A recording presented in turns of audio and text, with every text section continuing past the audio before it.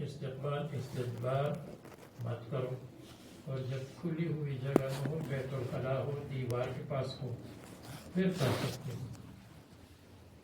یہ جواب سمجھ میں نہیں آتا، اس لیے کہ غائط لغت میں جو بھی معنی ہو، اصطلاح میں غائط کا مطلب قضاء حاجت ہے۔ قضاء حاجت کے معنی میں ہے، المکان المتسع کے معنی میں نہیں ہے۔ دوسرا جواب یہ ہے کہ یہ دفع تعارض کے لیے ہے۔ بعض روایات سے پتہ چلتا ہے استقبال استدبار بالکل مت کرو، بعض روایات سے پتہ چلتا ہے کہ استقبال استدبار وارد ہے، تو مصنف نے تطبیق کی کہ صحرا میں مت کرو، تعمیرات میں کر سکتے ہو۔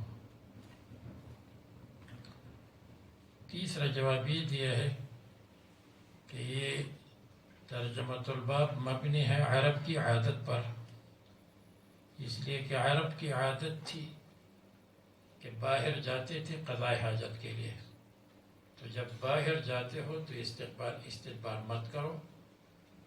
یہ باہر کے لیے ہے، اندر کے لیے نہیں ہے۔ چوتھا جواب یہ دیا ہے کہ یہاں بیان جہت اربعہ، 4 جہات کا بیان ہے۔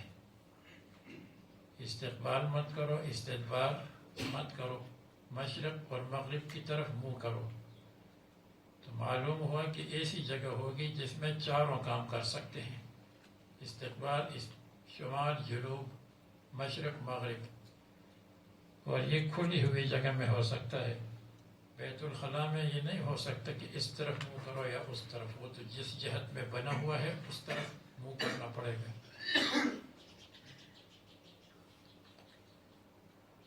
یہ سب جوابات اپنی جگہ ہے، لیکن اچھا جواب یہ ہے کہ آنے والا باب باب فی الباب ہے، اور جب آنے والا باب باب فی الباب ہے تو وہاں یہ آیا ہے کہ رسول اللہ صلی اللہ علیہ وسلم میں عبداللہ ابن عمر نے اتفاقاً دیکھا کہ رسول اللہ صلی اللہ علیہ وسلم لبنتین پر بیٹھے ہیں، مستقبلاً بیت المقدس، بیت المقدس کی طرف منہ، اور اس سے یہ لازم ہوا کہ کعبہ اور قبلے کی طرف پشت، اور یہ کہاں؟ گھر میں، تو معلوم ہوا کہ گھر میں کر سکتے ہیں اور کھلی ہوئی جگہ میں نہیں کر سکتے۔ اب اس میں مذاہب مشہور یہ ہے، مشہور مذاہب، امام ابو حنیفہ فرماتے ہیں استقبال استدبار مکروہ تحریم ہے، مکروہ ہے، نہیں کر سکتے ہر جگہ، صحرا ہو یا گھر ہو۔ اور امام احمد فرماتے ہیں استقبال کسی جگہ نہیں کر سکتے، استدبار ہر جگہ کر سکتے ہیں۔ امام مالک، امام شافعی رحمہ اللہ فرماتے ہیں استقبال استدبار صحرا میں نہیں کر سکتے اور عمارت میں کر سکتے ہیں۔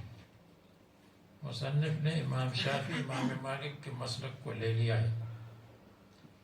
اس کے علاوہ باقی مذاہب غیر مشہورہ ہے، جیسے امام ابو یوسف فرماتے ہیں استدبار فی العمارت جائز ہے، عمارت میں استدبار ہو، جیسے ابن عمر کی روایت میں مذکور ہے۔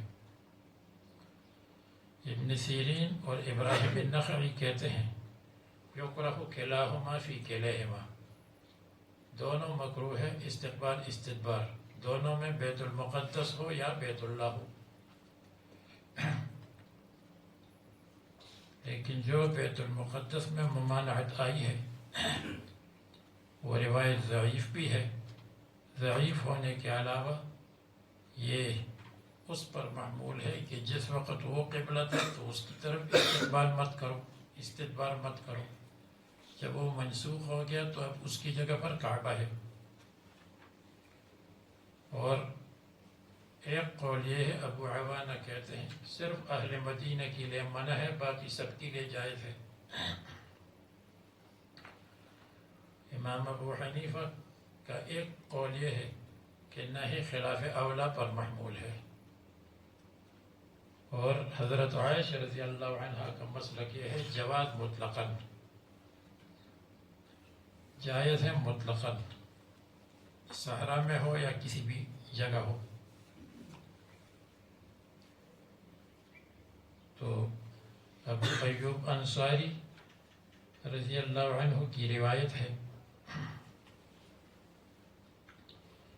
خالد بن زید نام ہے، قال رسول اللہ صلی اللہ علیہ وسلم اذا اتى احدكم الغائط فلا يستقبل القبلة ولا يولها ظهره شرقوا او غربوا۔ اور چونکہ مصنف کی ترجمۃ الباب کے خلاف ہے تو اس لیے پوری روایت کو نقل نہیں کیا۔ پوری روایت یہ ہے کہ فقدمنا الشام، ہم شام آئے تھے تو ہم نے مراحیض کو دیکھا، فوجدنا المراحیض، بیوت الخلا کو دیکھا مستقبل قبلہ، فكنا ننحرف ونستغفر، انحراف بھی کرتے تھے استغفار بھی کرتے تھے، کہیں ایسا نہ ہو کہ انحراف کامل نہ آیا ہو۔ اب وہ تو شام میں عمارت کے اندر کی بات ہے، بیت الخلا کا ذکر ہے، تو معلوم ہوا کہ بیت الخلا میں بھی مکروہ ہے۔ اس کو مصنف نے ابواب المساجد میں ذکر کیا، آپ کو بتایا صفحہ 57 ہماری کتاب میں، پھر دیکھ لے وہاں۔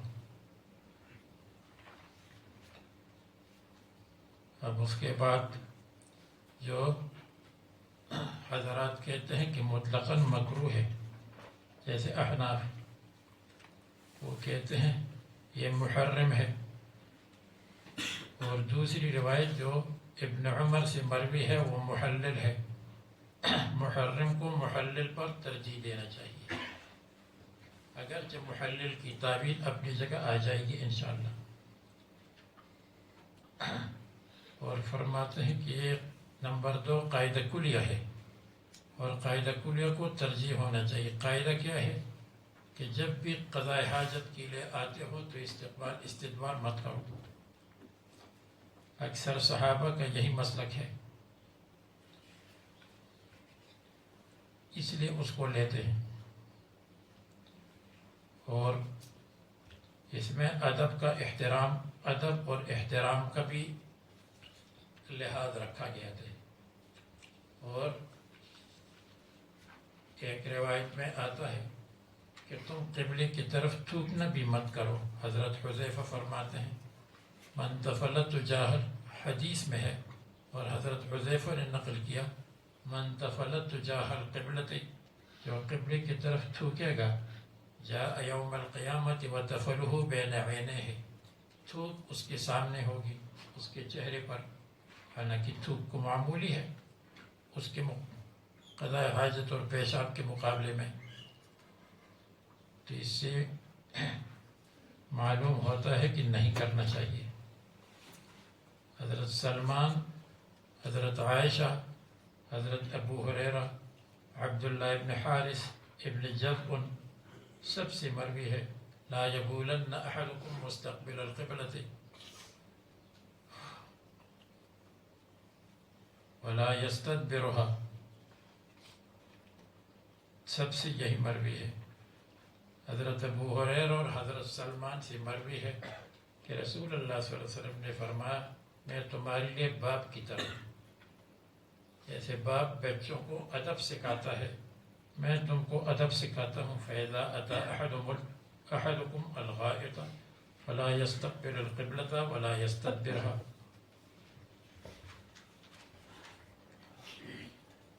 ابن عمر کی روایت جو آنے والی ہے جس میں یہ مذکور ہے کہ لقد ارتقيت يوما على ظهر بيت لنا، ہم اپنی چھت پر چڑھ گئے تھے تو رسول اللہ صلی اللہ علیہ وسلم کو دیکھا مستقبل بیت المقدس لحاجتہ، قضاء حاجت کے لیے۔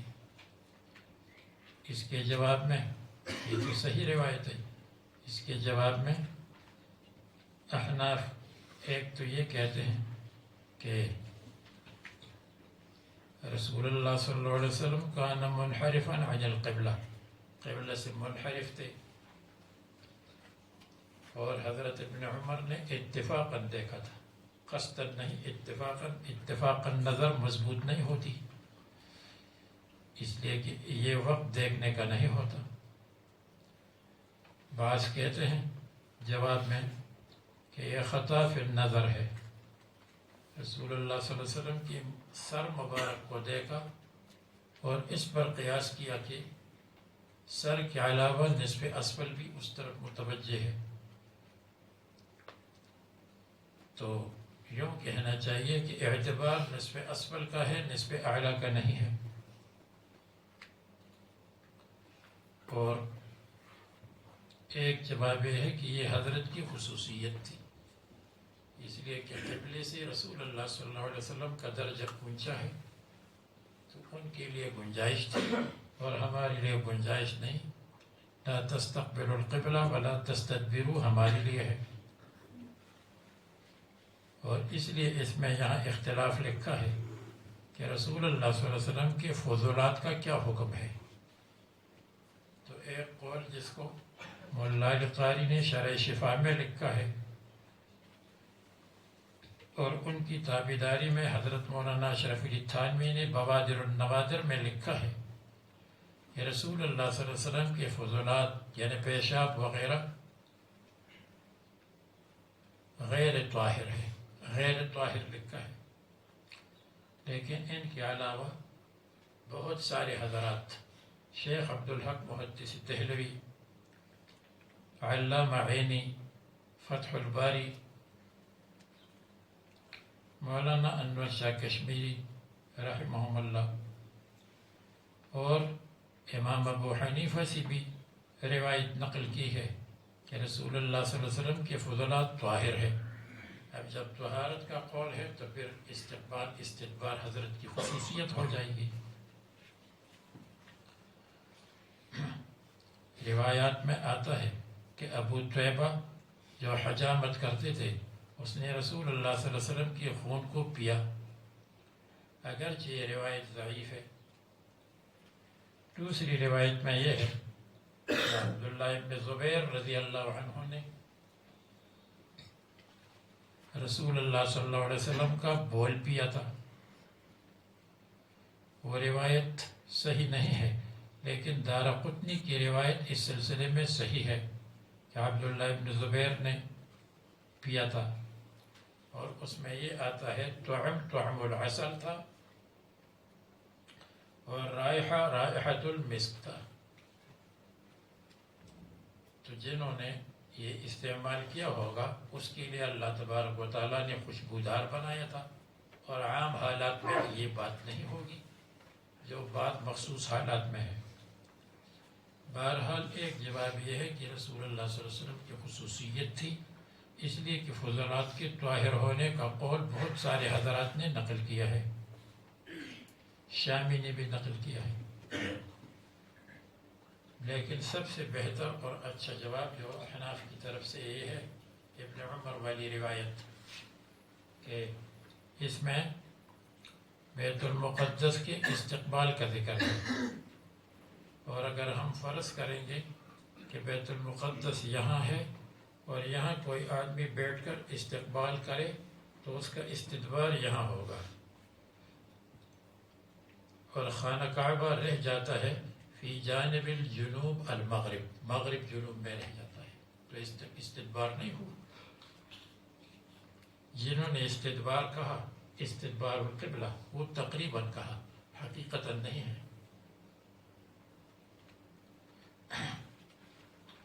اس لیے عام طور پر استقبال قبلہ کا، استقبال بیت المقدس کا ذکر آیا ہے، ہاں بعض حضرات نے اس کے ساتھ استدبار کعبہ کا ذکر بھی کیا ہے، یہ قیاساً اور اپنی طرف سے۔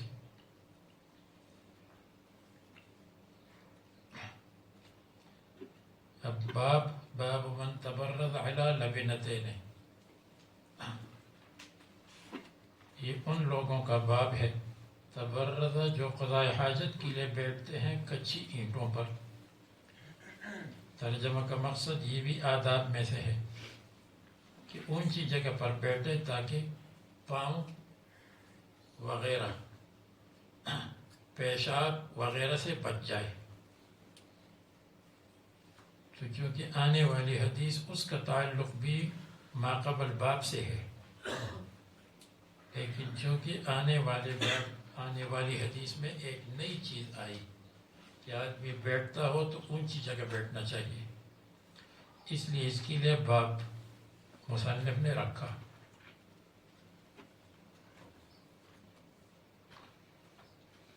حدثنا عبداللہ بن یوسف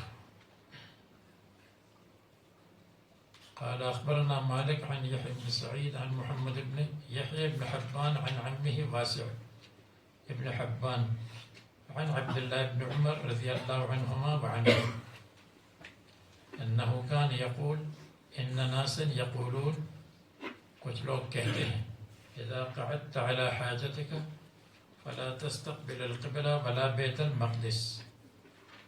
ابن عمر ان لوگوں کی تردید کرتے ہیں جو تسویت القبلتین کے قائل ہے، یعنی جو کہتے ہیں کہ نہ کعبہ کی طرف منہ کرو اور نہ بیت المقدس کی طرف کرو.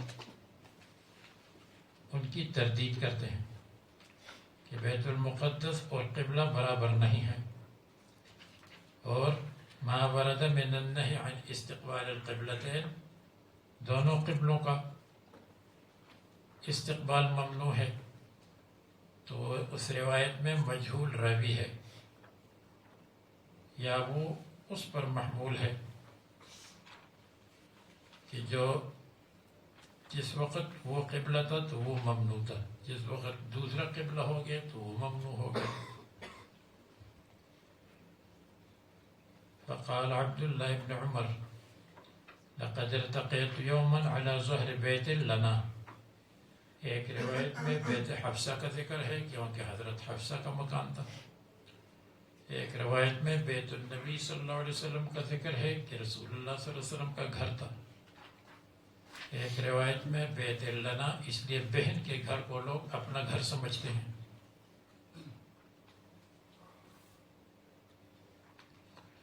فرأيت رسول اللہ صلی اللہ علیہ وسلم علی لبنتین، اس وقت تو نہیں دیکھا تھا، اس لیے کہ اس وقت تو رسول اللہ صلی اللہ علیہ وسلم بیٹھے تھے، سر مبارک نظر آ رہا تھا، اور ابن عمر رضی اللہ عنہ چھت پر چڑھ گئے تھے.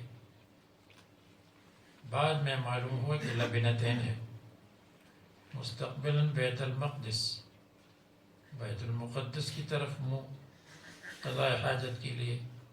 تو ابن عمر نے فرمایا کہ دیکھو بیت المقدس کا استقبال جائز ہے، اور اس میں جو استدبار کعبہ کا ذکر ہے، جیسے مستدبر القبلہ کا ذکر آنے والی صفحے پر پہلی حدیث میں آپ پڑھیں گے، تو استدبار القبلہ تقریباً ہے، حقیقتاً نہیں ہے. یا جیسے آپ کو بتائے اعتبار نصف اسفل کے لیے ہے، یا اس میں اشارہ ہے کہ استدبار خفیف ہے بنسبت استقبال کے. جیسے امام ابو حنیفہ سے ایک روایت ہے کہ نہیں تنزیہی ہے. جیسے امام ابو یوسف فرماتے ہیں جواز الاستدبار مطلقاً، استدبار جائز ہے مطلقاً نہیں، فی العمارت میں.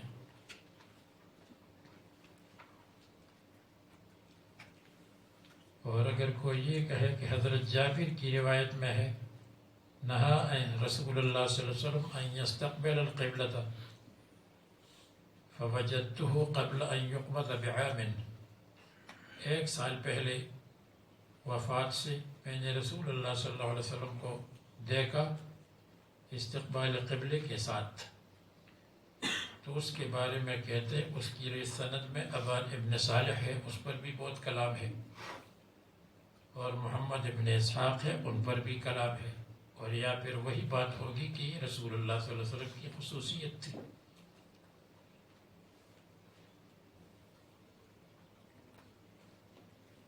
فقال مستقبلا بیت المقدس لحاجته. وقال، اور ابن عمر نے کہا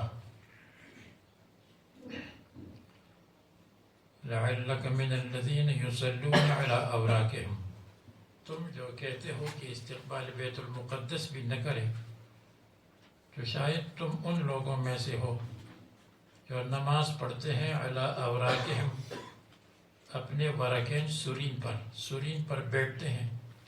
اس طرح نہیں بیٹھتے ہیں جیسے تشہد میں بیٹھتے ہیں ہم لوگ. اس کا کیا مطلب؟ آپ ان لوگوں میں سے ہیں جو عورتوں کے ساتھ مشابہ ہے. جیسے عورتوں کو مسائل معلوم نہیں ہوتے، اسی طرح آپ کو بھی مسئلہ معلوم نہیں تو یہ کہتے ہیں کہ بیت المقدس کی طرف منہ مت کرو. لعلک من الذین یصلون علی اوراقہم لعلک مشابہ بالنساء، کیونکہ عورتیں اس طرح نماز پڑھتی ہیں. مرد جو بیٹھتے ہیں وہ دوسرے طریقے پر بیٹھتے ہیں. یا دوسرا مطلب یہ ہے کہ جب تم اس مسئلے کو نہیں سمجھتے ہو، بیت المقدس کے استقبال کو، تو تم سجدے کے طریقہ بھی نہیں سمجھو گے. شاید تم کو سجدہ کی طریقہ بھی نہیں سجدے کا طریقہ بھی آپ کو نہیں آتا ہوگا. یا تیسرا مطلب یہ ہے کہ جب تم بیت المقدس کی طرف بھی منہ نہیں کرتے اور بیت اللہ کی طرف بھی منہ نہیں کرتے اور تم ہر حالت میں استقبال استدبار کو ممنوع سمجھتے ہو، بیت المقدس کو بھی، تو شاید جب تم بیٹھو گے تو یصلون علی اوراقہم، آپ اپنے اعلی تناسل اور عضو مخصوص کو اپنے ورکین اور اپنے دونوں رانوں کے درمیان دباتے ہوں گے کہ کہیں اس کا منہ اس طرف نہ ہو، قبلے کی طرف یا بیت المقدس کی طرف نہ ہو. لعلک تحبس ذکرک فیما بین الورکین فیما بین الفخذین. یا یہ مطلب ہے کہ ابن عمر نے ان کو سجدے میں دیکھا خلاف سنت طریقے پر، تو اس کو تنبیہ کی کہ تم تو ان لوگوں میں سے ہو جو سجدہ کا طریقہ نہیں جانتے، سنت کے خلاف سجدہ کرتے ہو. اس لیے کہ روایات میں آتا ہے کہ صلی ثم اتاہ، اس آدمی نے نماز پڑھی پھر ابن عمر کے پاس آئے تو ان کو تنبیہ کی تمہارا سجدہ ٹھیک نہیں ہے. فقلت لا ادری، میں نے کہا مجھے معلوم نہیں کہ میں ان میں سے ہوں یا نہیں. یا لا ادری، میں نہیں جانتا ہوں کہ آپ کا مطلب کیا ہے. امام مالک نے فرمایا لا ادری کے دو معنی، لا ادری انا منہم ام لا، معلوم نہیں میں الذین یصلون میں ہوں یا نہیں. یا لا ادری ماذا ترید، مالک فرماتے ہیں الذی یصلی ولا یرتفع عن الارض، نماز پڑھتا ہے اور زمین سے اپنے بدن کو اونچا نہیں رکھتا بلکہ وارکین کی اوپر سجدہ کرتا ہے. یسجد وہو لاصق بالارض، زمین کے ساتھ ملا ہوا.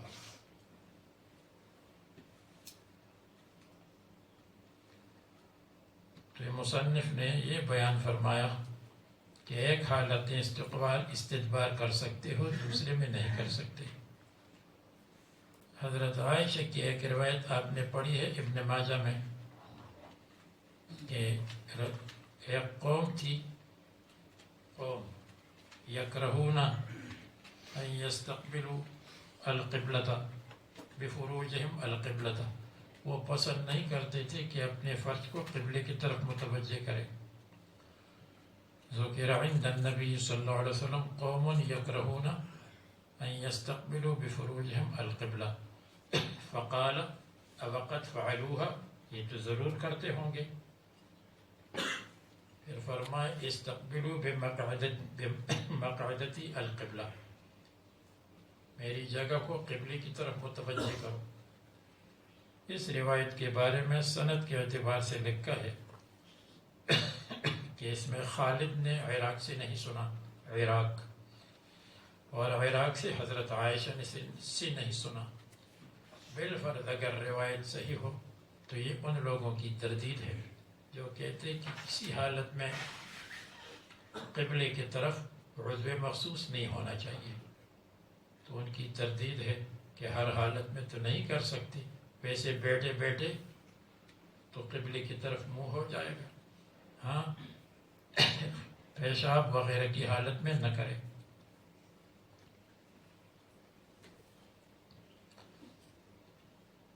باب خروج النساء، خروج النساء الی البراز، یہ آنے والے باب کے لیے تمہید ہے۔ آنے والا باب کیا ہے کہ گھروں کے اندر قضاء حاجت کر سکتے ہو۔ ہاں، جس وقت گھروں میں بیت الخلاء بنی ہوئی نہیں تھے تو خروج النساء الی البراز، عورتیں قضاء حاجت کے لیے باہر صحرا میں اپنی مخصوص جگہ میں جا سکتی تھی۔ جیسے رسول اللہ صلی اللہ علیہ وسلم کے زمانے میں جب بیت الخلاء کا انتظام گھروں میں نہیں تھا، ایک جگہ تھی جس کو مناصع کہتے تھے، اس مناصع میں خواتین مستورات جاتی تھی، اکثر رات کے وقت جاتی تھی قضاء حاجت کے لیے۔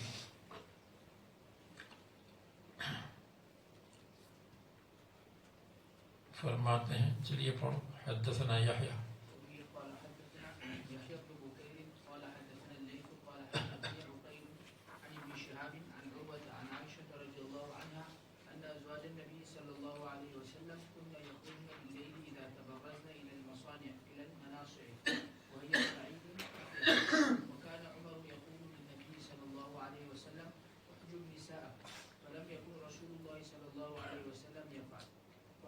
سودة بنت زمعة زوج النبي صلى الله عليه وسلم ليلة من الليالي عشاء وكانت امرأة طويلة فناداها عمر: ألا قد عرفناك يا سودة، حرصا على أن ينزل الحجاب، فأنزل الله الحجاب.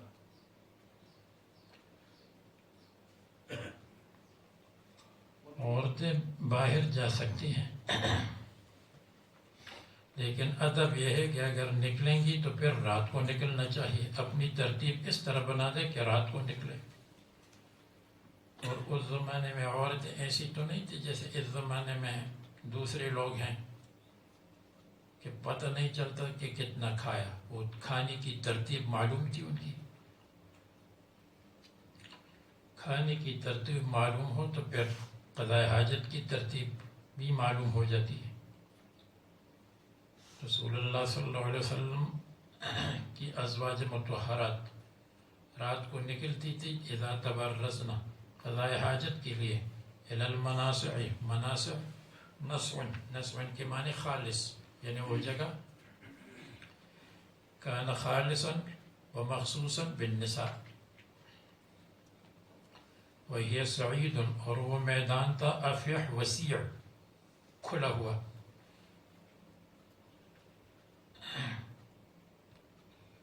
اور حضرت عمر رضی اللہ عنہ رسول اللہ صلی اللہ علیہ وسلم سے فرماتے تھے: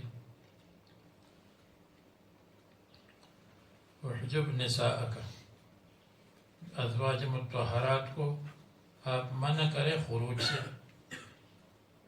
رسول اللہ صلی اللہ علیہ وسلم ایسا نہیں کرتے تھے کیونکہ وحی کا انتظار کرتے تھے، خصوصاً پابندی لگانے میں، پابندی لگانا تو مشکل ہوتی ہے، اس لیے اللہ تبارک و تعالیٰ نے قرآن میں ایک بات فرمائی ہے: یا ایھا الذین آمنوا اوفوا بالعقود، اے ایمان والو، اوفوا بالعقود، پابندیاں پوری کرو۔ فی الفور اشکال ذہن میں آیا، یا اللہ تعالیٰ پابندیاں تو بہت مشکل ہے، پابندی کو کیسے پوری کریں گے؟ وحلت لکم بہیمۃ الانعام، دیکھو یہ ساری بہیمۃ الانعام آپ کے لیے حلال ہے، تو اس لیے یہ پابندی، یہ مت کھاؤ، یہ مت کھاؤ، یہ قبول کرو، حلال چیزیں بہت زیادہ ہیں۔ ربط سمجھ میں آ گیا؟ عقود کے معنی پابندیاں کر لو۔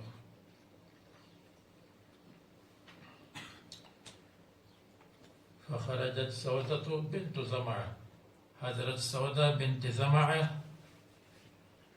رضی اللہ عنہ نکلی۔ سودا کے معنی کھجور کے درختوں کی زمین جس میں کھجوریں ہوں، سایہ ہو، سودا سایہ کو کہتے ہیں۔ تو اگر کوئی یہ نام رکھنا چاہے اور مطلب پوچھ لے تو بتا دیا آپ کو۔ حضرت سودا نکلی، رسول اللہ صلی اللہ علیہ وسلم کی زوجہ مطہرہ بنت زمعہ، زمعہ کا مطلب پکا ارادہ کرنا، ایک رات کو عشاء کے وقت، وکانت امرأة طویلة، تن ہو تو اس کو تن کر لو، اور وہ لمبے قد کی عورت تھی. فناداها عمر، حضرت عمر نے آواز دی، اس لیے کہ تاکہ حضرت سودا کو غصہ آ جائے اور رسول اللہ صلی اللہ علیہ وسلم کے سامنے ذکر کرے اور رسول اللہ صلی اللہ علیہ وسلم پر وحی آ جائے کہ بند کر لو ان کو. الا قد عرفنا کہ یا سودۃ حرصا علی ان ينزل الحجاب، کہ حجاب نازل کیا جائے، یا ينزل الحجاب، فانزل اللہ الحجاب، اللہ تعالیٰ نے حجاب کو نازل فرمایا. دوسری حدیث، حدثنا زكريا قال حدثنا أبو أسامة عن هشام بن عروة عن أبيه عروة عن عائشة عن النبي صلى الله عليه وسلم قال قد أذن لكن أن تخرجن في حاجتكن، آپ قضاء حاجت کے لیے نکل سکتی ہیں، یعنی البراز. اب بظاہر یہاں تعارض ہے. پہلی روایت سے پتہ چلا کہ حضرت عمر کی بات مانی گئی، فأنزل اللہ الحجاب. دوسری روایت سے پتہ چلا، پہلی روایت سے پتہ چلا کہ ان کی تمنا پوری ہو گئی، دوسری روایت سے پتہ چلا کہ ان کی تمنا پوری نہیں ہو گئی. قد اذن لکن ان تخرجن فی حاجتکن. متعدد جواب ہے. ایک جواب ہے کہ حجاب الوجوہ اس کی تمنا پوری ہو گئی اور حجاب البیوت کی تمنا پوری نہیں ہوئی. حجاب الوجوہ چہرہ چھپا ہوا ہو، حجاب البیوت گھر سے باہر نہ نکلے، یہ تمنا پوری نہیں ہوگی. دوسرا جواب یہ ہے کہ فأنزل اللہ الحجاب، یہ اس کو ہم خارجت کے ساتھ کر لیں تو پھر یوں ہو جائے گا فأنزل اللہ الحجاب فلم يكن رسول اللہ صلی اللہ علیہ وسلم يفعل فخرجت سودۃ، حضرت سودہ نکلی بنت زمعہ، فأنزل اللہ الحجاب، تو اللہ تعالیٰ نے حجاب کو نازل فرمایا. اب حجاب کو نازل فرمانے کے بعد پھر فخرجت سودۃ، پھر حضرت سودہ نکلی، اور جب پھر نکلی تو قد اذن لکن ان تخرجن فی حاجتکن، پھر بتلایا گیا کہ نکل سکتی ہے. تو تقدیر یہ ہے فأنزل اللہ الحجاب، اللہ تعالیٰ نے حجاب کو نازل کیا. فخرجت سودۃ، سودہ نکلی. فنادى عمر قد عرفنا کہ یا سودۃ، تو اس کے بعد کیا لگا تھا؟ یہ دوسری حدیث والی قد اذن لکن ان تخرجنا. جب حضرت عمر نے پھر فرمایا کہ ہم نے آپ کو پہچان لیا، تو پھر اجازت ہوئی کہ تخرجنا، نکل سکتی ہے. تو اب ٹھیک ہو گیا، انزل اللہ الحجاب آیا لیکن خروج کی اجازت مل گئی. شیخ مولانا انور شاہ کشمیری نے یہی فرمایا کہ فانزل اللہ الحجاب، یہ فخرجت، خرجت سے پہلے، فلم یکن رسول اللہ صلی اللہ علیہ وسلم یفعل فانزل اللہ الحجاب فخرجت سودۃ، پھر جب سودہ نکلی تو اس کے بعد پھر یہ حکم نازل ہوا کہ نکل سکتی ہے.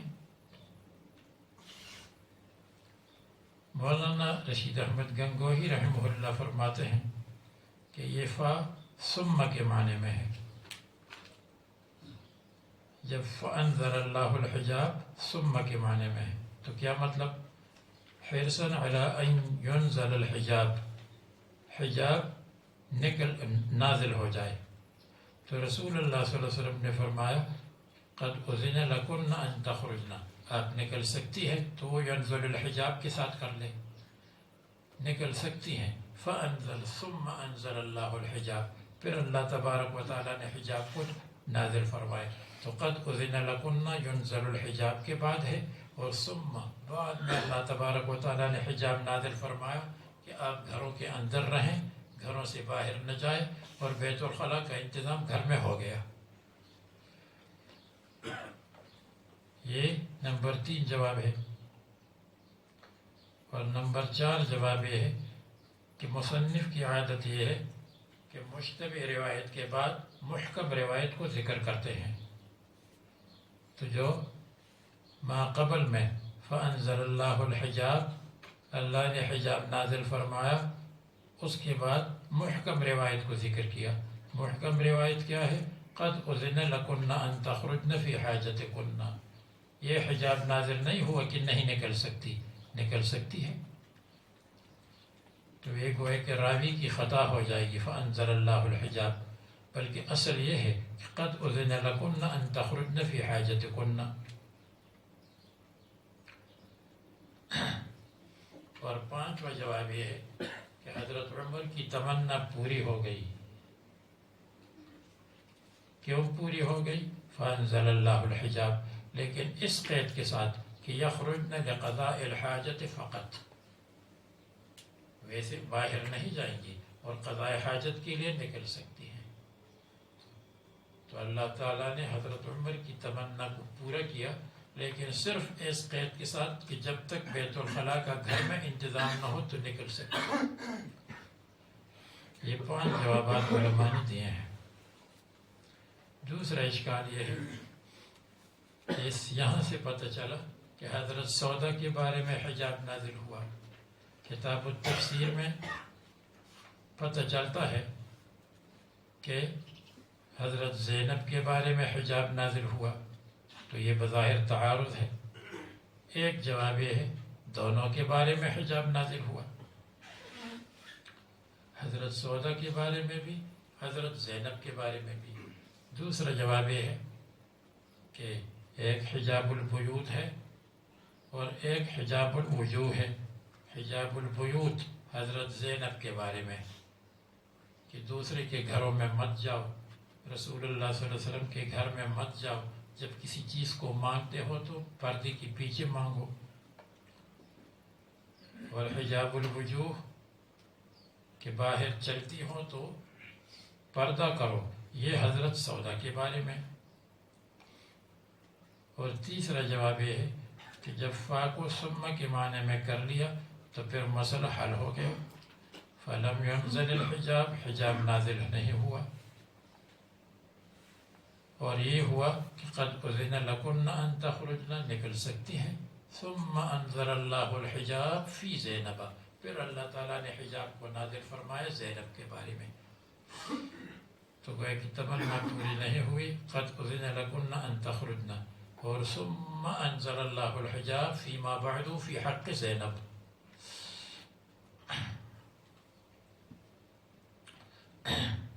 یہ اس کے جوابات ہیں. تیسرا اشکال یہ ہے کہ حضرت سودا والا معاملہ بعد الحجاب ہے یا قبل الحجاب ہے. یہاں سے پتہ چلتا ہے کہ قبل الحجاب وہ نکلی تھی. کتاب التفسیر سے پتہ چلتا ہے کہ بعد الحجاب نکلی تھی. تو یہ بھی تعارض ہے. جواب دونوں ہے. قبل الحجاب نکلی تو اللہ تعالیٰ نے حجاب نازل فرمایا. پھر بعد الحجاب نکلی کیونکہ نکلنے کی پابندی تو نہیں تھی، چہرے کی پابندی تھی. تو پھر اللہ تعالیٰ نے فرمایا کہ نکل سکتی ہیں. تو دونوں ہے. اور یا دوسرا جواب یہ ہے کہ ہم کہتے ہیں بعد الحجاب نکلی تھی.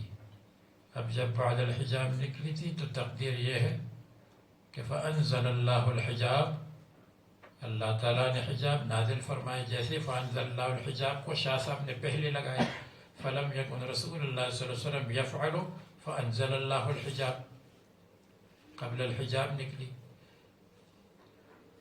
تو میں نے کیا بتایا کہ حضرت سودا بعد الحجاب نکلی تھی یا قبل الحجاب نکلی تھی. تو ایک جواب کہ دونوں تھے، قبل الحجاب بھی بعد الحجاب بھی. دوسرا جواب یہ ہے کہ بعد الحجاب نکلی تھی. اور یہ فَأَنزَلَ وہاں لگایا، فَأَنزَلَ اللَّهُ الْحِجَابَ فَخَرَجَتْ سَوْدَةُ بَعْدَ الْحِجَابِ. جب بعد الحجاب نکلی تو پھر اللہ تعالیٰ نے فرمایا کہ او حضرت عمر، آپ کی بات تسلیم نہیں کی جائے گی. قد اذن لکن ان تخرجن فی حاجتکن. یہ فانزل وہاں لگ جائے گا اور وہ بعد الحجاب نکلی تھی، لیکن حضرت عمر کی تمنا پوری نہیں ہوئی اور اللہ تبارک و تعالیٰ نے فرمایا نفس خروج کی اجازت ہے. دوسری روایت قد حدثنا زكريا حدثنا أبو أسامة عن هشام بن عروة عن أبيه عن عائشة عن النبي صلى الله عليه وسلم قال قد أذن لكن أن تخرج في حاجتكن. قال هشام يعني البراء. اس کے بعد پھر وہ باب ذکر کریں گے کہ جب بیت الخلاء کا انتظام ہو گیا پھر گھروں کے اندر قضاء حاجت پیشاب ہوا.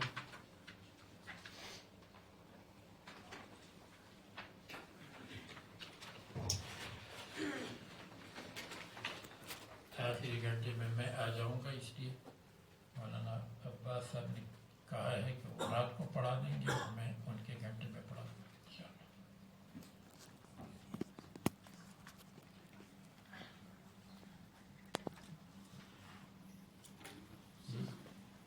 کسی نے جی ابن ماجہ پڑھا دیں گے. بخاری تو بوجھ بن جائے گی، اس لیے کہ یہ مشکل سبق ہوتا ہے.